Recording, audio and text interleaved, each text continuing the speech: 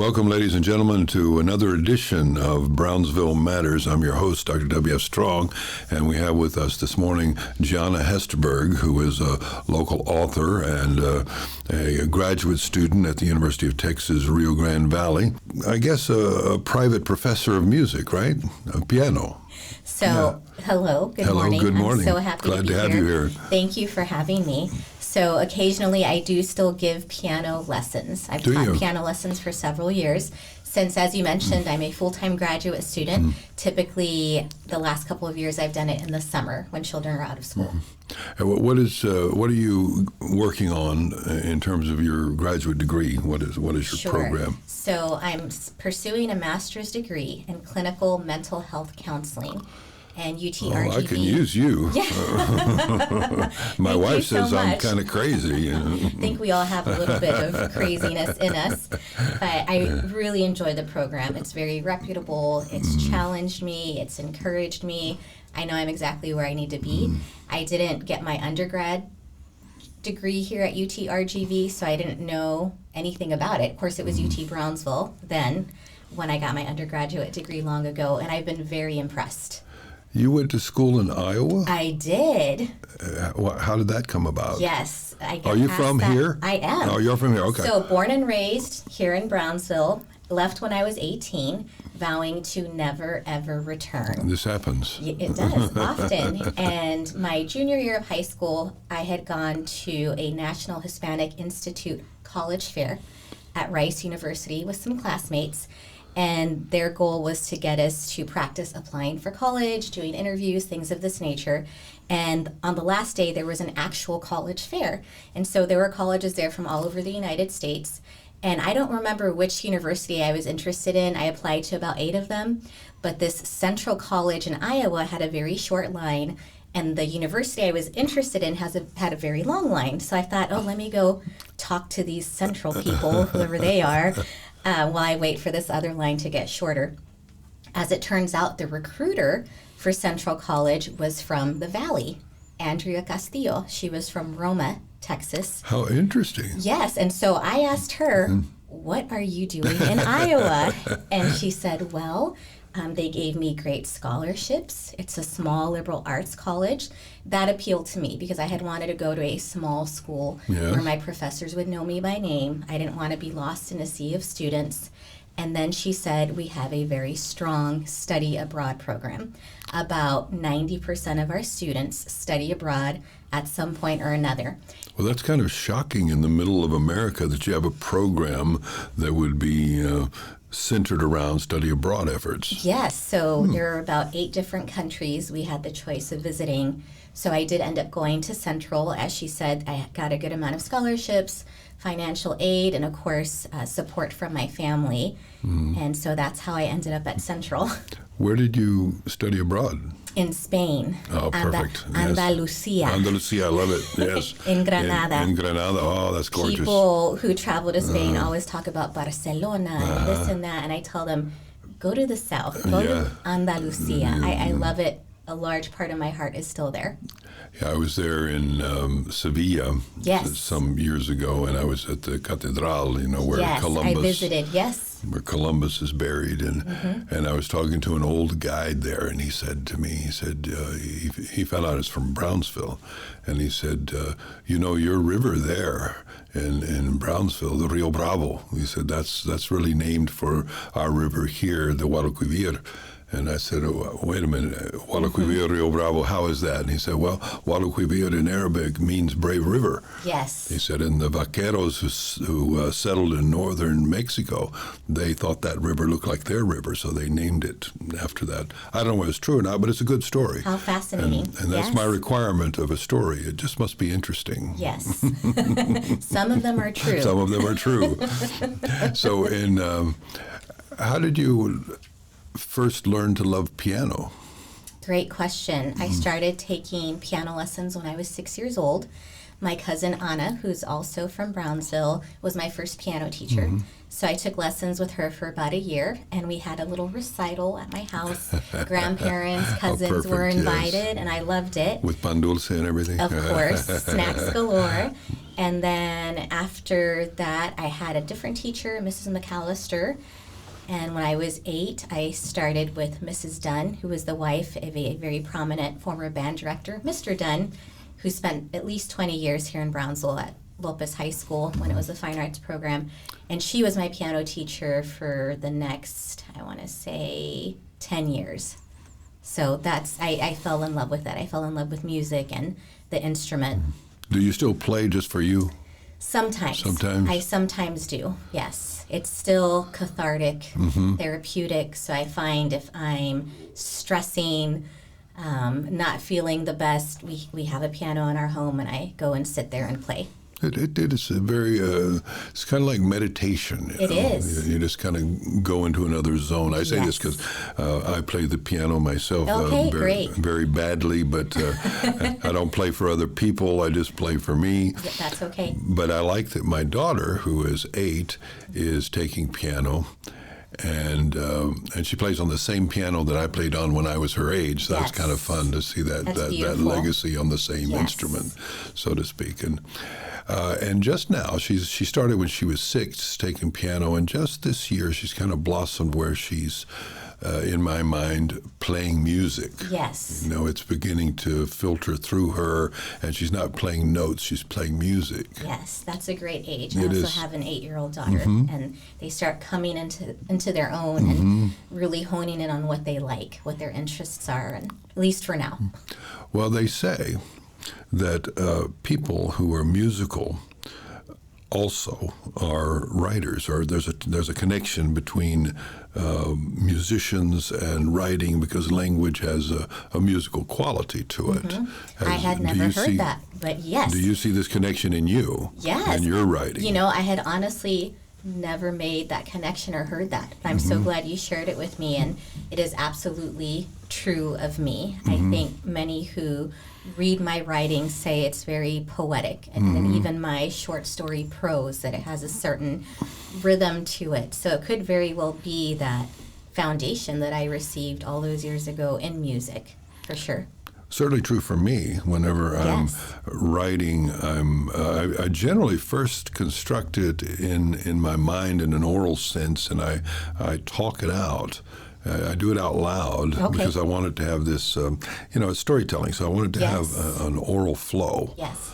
I want the syllables to complement each other linguistically. I want it to sound good, like good poetry or prose. I don't want it to be poetry per se, because that sometimes disconnects from what I'm trying to do. But I want it to flow. It's your own style. It's my style, yes. Yes. And so, and you write for children, and I think that musical nature is very important when you write for children. The rhythms matter, right? That's correct. I actually write for children and adults, but when I write specifically for children, there is always rhyme. There's always rhyme. There's always, let's get up and move around with this information, this story.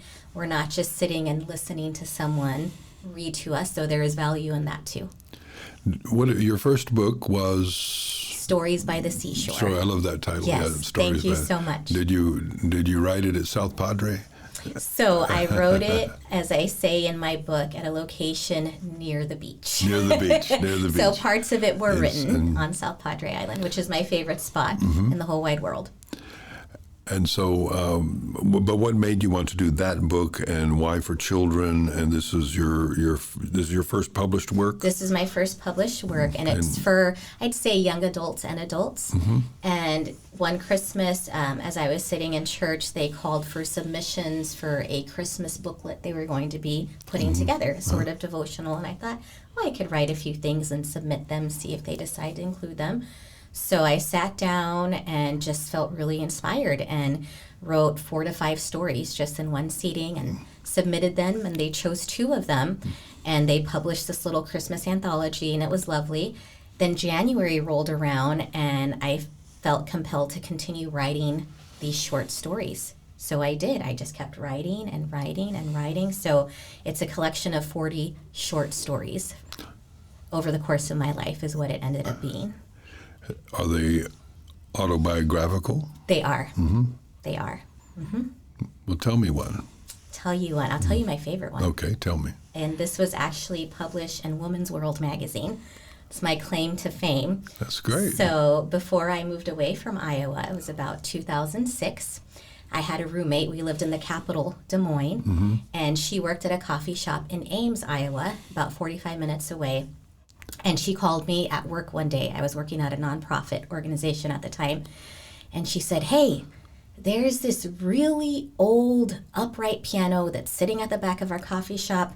My owners are about to push it out into the alleyway, but I told them I know someone who might want it. Do you want it? And I said, well, what kind of condition is it in? And she says, it's great. It's just really out of tune, and we just have to pick it up. And I didn't own a piano at the time. We didn't have a piano in our duplex. And of course, I enjoyed playing, and I said, yes, I would like that. So she said, okay, well, you have to figure out how to get it from Ames to Des Moines. It's yours. So I said, okay. So I asked around, men that I worked with, hey, could you help me? You have a truck.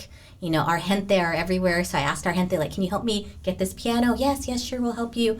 But schedule-wise, it never worked out.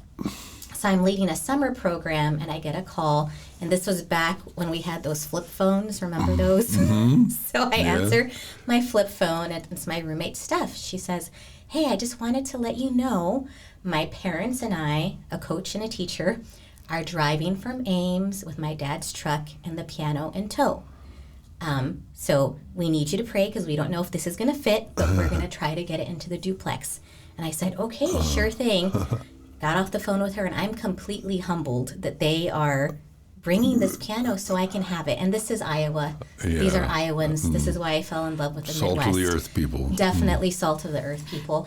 So we had decided if it doesn't fit in the duplex, we'll just take it to Goodwill, and some lucky person will get to take it home. And I was at peace with that. I hadn't known the difference. Anyway, I get a call back about a few hours later, and she says, I'm so sorry. We've tried everything. Oh, no. It doesn't fit. And I say, no, it's okay. Please thank your parents on my behalf. I'm still, overwhelmed that they even tried to do this for me. She says, okay. So I go on with the middle school program, and I see I have a little envelope on my flip phone, which back then meant you had a voicemail. So I listened to the voicemail, and my friend Steph was not a dramatic person. And she said, you need to go home. And she said, there's a surprise for you. And once you see what the surprise is, you need to call me because I have the story of the century for you. So I thought, that's a big claim. That is a big claim. Like you, I love stories. I am a sucker for stories. And this one is true. So I start walking towards the back of our duplex. I go up the stairs, and I come in through the back door, which is our kitchen. And I know what the surprise is, but I don't want to psych myself out. So I look around the side of the dining room, the living room, and there it was in all its glory. This beautiful, dark, mahogany, classic, antique-looking upright piano. And I am just, wow, they got it in here. So our duplex was on the first floor, and there was someone else on the second floor. And in the Midwest, most houses have basements. So there were about 3 to 4 steps leading up to the main front door of our duplex. So you opened that front door. Our duplex door was directly to the left. To the right was the door to the basement. And then right next to that was the door to the duplex upstairs. So you're talking about this little narrow short hallway with a very sharp turn to the left to get into our duplex. So I call her, and I'm asking her, how did it happen, right? Please tell me the story, right? She said, you're not going to guess. She said, we had given up hope. It wasn't going to fit. She said, my dad started pulling out of our driveway, and we see this random black man walking up the sidewalk. And we lived in a very diverse neighborhood. So, it wasn't super homogenous like where we live here on the border. So this was nothing out of the ordinary. This is probably one of our neighbors she had never met before. And he stops them, asks them to roll down the window, and he says, excuse me, do you need help with that piano? And her dad, Kirk, says, "Oh, thank you so much for volunteering, sir, but we can't fit it into the duplex. We've already tried. We did everything. But thank you so much for stopping." And he says, "I'm not, trying to be overbearing here, but can you show me the space that you were trying to fit it through?" They haven't left yet. They still have the piano, so they say, "Okay." They all get down, and the gentleman looks at the doorway. He looks back at the piano, and he says, "Okay." He says, "Here's what we need to do. We need to unhinge the door to the duplex and the front door. We need to prop the piano on its side and maneuver it that way, and it will fit." He says, "It's going to fit. I move pianos for a living." Oh, my goodness. And I'm on the phone like, oh, my. mouth agape. And she says, "Someone wanted you to have that piano. And when you move back to Texas, you are taking it with you." And so I did. And you have it now. Well, I did give it away to a musician because I inherited another piano. But I gave it to them with the understanding that when someone asks you about the history of this piano, you need to tell the story. Well, isn't that amazing? That is an amazing story. One of my favorites of all time, and many of my stories and stories by the seashore are like that. They're inspirational stories. They're, purpose-driven stories. That is my favorite one. Well, it is a beautiful story. Thank you for allowing me to share it. And you tell it very well. Thank you. Very well. Thank you. And save the best for last. That's a wonderful surprise at the end. And Steph, she was like, "Who moves pianos for a living, Giana?" I'm thinking, I've never met anyone. And the most beautiful thing is this was a man she had never seen before, and she never saw after that. So that's why the title is Piano Angel. Yeah, well, that's yes. Perfect. Have you read a book called The Piano Shop on the Left Bank? No, but that's a very specific title. I think you'd love it because it's about this guy who moves to Paris with his wife for a year or so. She has a special contract there to do something in banking or whatever. And so he goes along with her and has nothing to do. So he decides that he will take up piano again after years of neglecting, his love. And now he has time. So as he gets into playing piano, he starts thinking about, because he's taking lessons from somebody, and then he just thinks, well, maybe I should buy a piano, just for this year.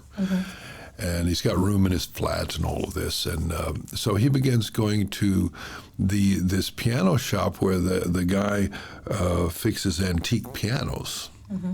And then he gets into learning how pianos are constructed and the history of pianos, how they were built and with what wood and all that. So it just becomes a fascinating journey with him along the left bank, as he calls it, going to various piano shops and piano artisans to learn the history along with playing. So it's kind of a mix of the two, of his relearning to play piano along with learning to love the instruments themselves and the passion that went into constructing them. Wow! So I think you would like it. It wasn't just a random book. It came out about 1998, but it was a bestseller in its time. So it's a great book. Thank you for the suggestion. And so there's your Christmas present from me. Yeah. Now, this new book, this is your newest one, right? Yes, it is. And so what was the inspiration for this book? So actually, the artistic community of Brownsville was the inspiration for Music You Can Too. So I grew up in Brownsville, and I attended the Fine Arts Academy back when it was that magnet school at Lopez High School. Graduated a minute ago, and I was in band. I played percussion. And I had classmates who got full rides to these musical conservatories and other schools because they were so good at their instrument or they were so good at singing. And so I really saw music as a way out of the barrio, so to speak, as much as I love the barrio I grew up in, and as much as I love Southmost and all the barrios I got to know there. You grew up in Southmost? I didn't. I grew up just down the road here on McDavid Boulevard. Okay. But since I was in the magnet school, I'd take the bus, and I became very familiar with Southmost because all my classmates lived there. So the fine arts have continued for several years in Brownsville. And of course, music is my main focus. But I see, visual arts and all sorts of different items under the umbrella of fine arts. And I thought, you know what? Most middle school students that study music for the first time don't know how to read notes. They don't know a thing about music until they begin band in 6th grade, most. Some have had that instruction, and they know that from elementary school. There's great elementary school teachers, but I thought if I can write something to give students a foundation and to give them a head start on music, I want to fill that gap, that early literacy, kind of like killing two birds with one stone, so that they're learning how to read, but they're also learning how to rhyme, and they're learning about music and what these symbols mean. So when they go to 6th grade and they're in band, like my son is currently, they're ahead of the game. They already know what a quarter note is because they've seen it. They know a half note. They know a dotted half note. And they're not learning these concepts for the first time. Instead, they're being reinforced. So that was the inspiration, my love of music and our community and our children. Mm-hmm. As you talk, I can hear Iowa. Can you? Yeah, a little bit. I've heard that. I can hear it around the edges. Thank you. I've heard I have the Midwestern Standard English accent. You do. No longer the sing-song Valley accent that I also love. I'm sure it comes back to you. Oh, it right does. It does. Right? I'm like, Yeah, my wife was talking about that the other day. Yes. In certain circumstances, the rhythms come back. Oh, it absolutely does. Yes, for sure. And so how have you been doing with this book? Are you touring schools and doing readings? I have been doing those things. So I published Music You Can Too in the middle of 2020. So a lot of the events that first year were virtual. Libraries, classes, which was not my favorite, but I was willing to do it if nothing else. And so within the last year, there's been more opportunities, like the Festiva event that I had seen you at. Yes. Finally remembered what that was called. There's been school visits and things of that nature as well, and I enjoy that. Those are my favorite. Well, the same happened to me during that time. I had been doing a good deal in the way of readings at bookstores and various invitations around the state, and then of course the pandemic hit, Right. And I got invited to do some virtual things. But at least for what I do, I didn't think that was a nice complement to what I normally do. Understood. And right. so, but now I'm getting out and about again. Good. I just had one. I met with the Aggie Club of San Antonio, which was interesting because, it's a group of at A&M they don't call them alumni, they call them former students. It's always their special thing, the Association of Former Students, because once an Aggie, always an Aggie, so to speak. Of course. But the thing that surprised me about them is that they had, a lot of these groups that are groups of former students or alumni, they'll meet at a Holiday Inn or whatever. But these Aggies built their own building. I'm sure. It's a big one. And so it was great. I went to talk to them at a luncheon, and they were a rather ideal audience for my type of Wonderful. Of work. And now, are you doing this in a kind of regular way, like once a month, or do you visit schools? I was doing it once a month the first 4 to 5 months of this year, and then the summer was kind of crazy, and the fall semester has been as well, so I haven't done it as much, but I am open whenever a school contacts me to going and setting something up. Where can people reach you? Sure. Do you have a website? I do have a website. It's storiesbytheseashore.com, and they can message me directly there. I'm also on social media, and my handle on Facebook and Instagram is GG Hesterberg. So that stands for Giana Gallardo Hesterberg.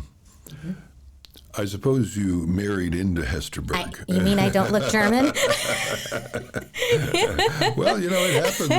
If you go down Monterrey, there's Exactly. There's a Yes. big American heritage there. Part of the history. I mean, a German heritage. Yes. In fact, when I first went to Monterrey years ago, I was in some certain part of town. It kind of surprised me because I said, man, these people look like me. Yes, I was going to say, you do find people that look like you. Yeah. So tell me about that story. Okay, so Hesterberg. How did you meet Mr. Hesterberg? Oh, Mr. Hesterberg. I actually met him in a small group, which is like a Bible study. In Iowa? No, here. No, here. Yes. So I moved back when I was 25, going on 26. And I said, it's not on my radar to meet anyone or start a family. That's when it happens. Because I'm going back to Brownsville, and who could possibly be there? Yeah. I had grown up here for 18 years, and they were great people, but I just thought I knew everyone. I had seen it all, and it wasn't on my radar. It wasn't high on my list of priorities. I wanted to go and give back to my community. That was my focus. And you can still see my scratch marks down I-35 because I wasn't 100% certain that I was ready to come back, but I knew it was the right thing to do. It's a good line. I like that. My scratch marks down. Thank you. I've written it a few times. Those roots here are strong, and they pull us back. So I met him later that year. So it was 2008 at a Bible study. So that's how we met. Mm-hmm. That's a good story. Thank you. And Hesterberg is a German name. I know. Yes. And it means Star Mountain. Well, how did he come to be in Brownsville? So his dad was in the Air Force. Yeah. So they kind of lived everywhere. He was born in San Antonio. And when he was 11, they relocated to Los Fresnos. And they've been here ever since. So this is home for him. And he also loves Brownsville. So he grew up here basically. Basically, yes. Yeah. He considers it home. Is he your first editor? He is. He really is. You know what that's like. Yes. Yes, he is my first editor. And a great one. And I'm thankful that these are the perks I tell him. All these perks I didn't know you came with. I'm glad. Thank you. And what kind of advice does he provide that's particularly good? He is great at grammar and syntax. So much better than I am. He's more well-read and well-versed than I am. I readily admit that. And that's something I thought about when I first got together with him, but that's been beneficial. So I appreciate that he doesn't change my voice. He just kind of makes it sound a little better in parts where I may have placed a semicolon instead of a comma. He provides polish. He does. Provides polish, exactly that. Now, with your with your particular interest in literature, who are your heroes, your writers that you particularly love or have influenced you? That's a great question. This is very Americana, but it's my honest answer. I remember reading that it's the most popular book for Americans. I love To Kill a Mockingbird by Harper Lee. Atticus Finch is still my gold standard as a human, even though he's a fictional character. I enjoy writings by Sandra Cisneros and Gloria Anzaldúa. So those are the main ones. And also there's a local writer who lives up the valley. His name is Daniel Garcia Ordaz. Oh, yes. And the first time I read his books, it was like, what is this sorcery? The way he plays with the language is very admirable. So he's definitely one of my literary heroes also. Those are the big ones. That's natural. I think that you, when you're young and you, well, not necessarily doesn't have to happen when you're really, really young, but at some point you often connect with a writer who is deeply connected to your cultural roots. Yes. And there is a kind of sorcery there where you say, wow, how can they speak to me so clearly?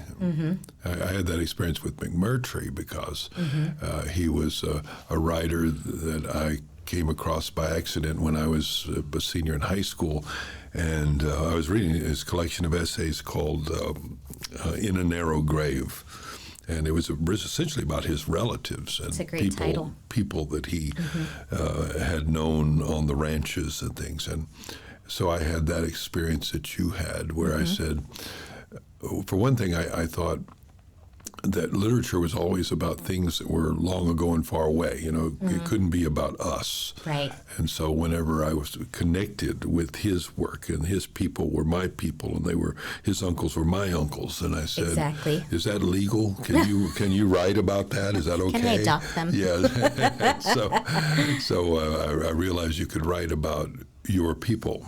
Yes. And then it could still be literature. So that's where I kind of got into doing what I do. Yes. So I think it's interesting that you connect to Ansel Duas and Daniel's work and others. Absolutely. But you reminded me when I was reading something recently about Harper Lee, that her friends had gathered some money to allow her to take a year off to write, and she wrote To Kill a Mockingbird. I think I remember reading that somewhere. They so believed in her that they said, "Here, we're going to cover you for a year so you can write."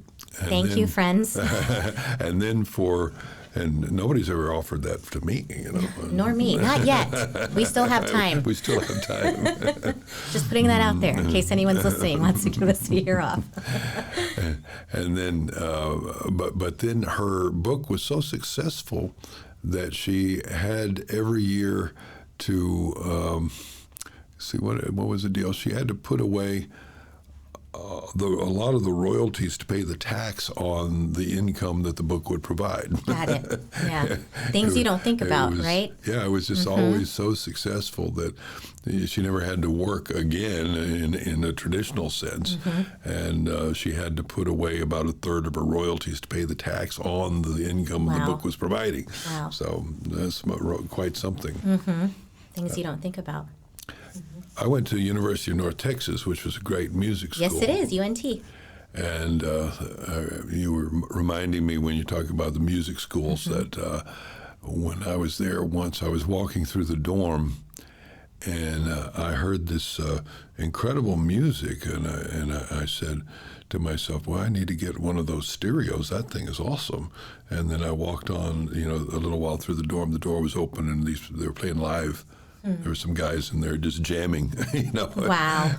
And of course, they had the 1 o'clock lab band, and a lot of really famous musicians came out of there. Yeah, absolutely. So it was a wonderful place to go to school. You walk through the student union, and you're getting a world-class classical pianist concert right there in the student union at lunchtime. I believe it. With the random student just sitting down. Tinkering on the piano. Yeah, well, it was just awesome. I loved it. It was a great fringe benefit of living there, of going to school there, even if you weren't in music. Right.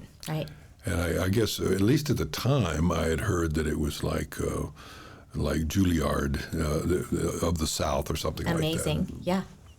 And I was supposed to do this. The pandemic killed this, and I was really sad about it because up at the medical school they have their UT. No, it's not UT Dallas. I guess it is. Maybe it's UT Dallas. At the medical school, they were going to have a concert, a special evening called Music, Storytelling, and the Brain, and it was they were going to have it there as a celebration of those arts and sciences, and they invited me to come do the storytelling part, and they were going to have an orchestra there, and they were going to have a neurologist there to talk about the brain and how it processes music and storytelling and all that. Wow. And then there was a guy from North Texas, a pianist, who was supposed to come and play the piano while I told a story, and it got killed because of the pandemic. I was so disappointed because it was a great concept. It's going to be in a great concert hall, have about 1,000 people there. Oh my goodness, that would have been an amazing time. It was. I was really disappointed. Just think of all the things the pandemic ruined for us. I know. I feel like we're just now slowly coming out of it. Finally. I hope. What do you think? Let's talk about Brownsville since you grew up here. What do you know about Brownsville that perhaps the average person doesn't know or understand? Sure. So we are rich in biodiversity. We have people come from all over the world to do bird watching on a regular basis. We have places like Resaca de la Palma, Laguna Atascosa, Sable Palm Sanctuary, where people enjoy those things. And that makes us very unique, not just in the U.S., but in the world, to have so much biodiversity concentrated in one place. And our food is the best food in all the land. Yeah, we're getting more and more the reputation of being the taco capital of Texas. We really are. We really are. I'd venture to say even of the United States. I don't know if that's arrogant of me, but... Well, even Texas Monthly said that it's, the taco capital of Texas is not San Antonio, it's not Austin, it's Brownsville. It's right on the border. Delicious. And southmost is the epicenter of the finest taquitos, Antojitos Yolis. Grew up eating there. Yes. Yeah. Yes. Our music, our fine arts program, all throughout the city, our public schools, the George Ramirez Arts Center downtown. I finally saw that from the inside earlier this semester, and wow, what a legacy. So impressed as a music teacher, as an educator, what an ideal setting. And I'm so thankful that the organization provides music, dance, art lessons for the children in our community, but that may not be otherwise exposed to those things. So all of those What are the greatest changes that you've seen since you were a child in Brownsville? What blows your mind? Say, wow, I never expected that we'd have this. The influx of the arts. I know I keep talking about that. That was part of my childhood growing up, but it's everywhere now. And I love that. It's all over the city. SpaceX, right? Which I feel like is the elephant in the room. Like people love it, people hate it.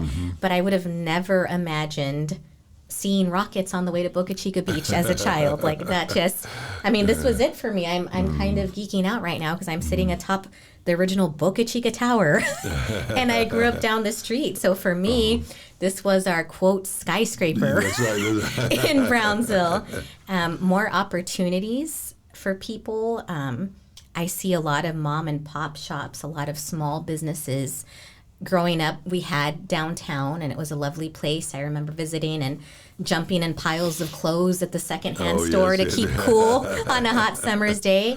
But now we have, Dodici's and Terra's and all these cafes popping up, and I love that. I love that they're restoring so many of these historical buildings, but keeping the historical elements and structures. I think that's beautiful. That's my favorite part. So those are things I never thought of as a child. The Midi Cultural District, hello. The zoo's always been there. Park's always been there. The Camille, I grew up doing Camille.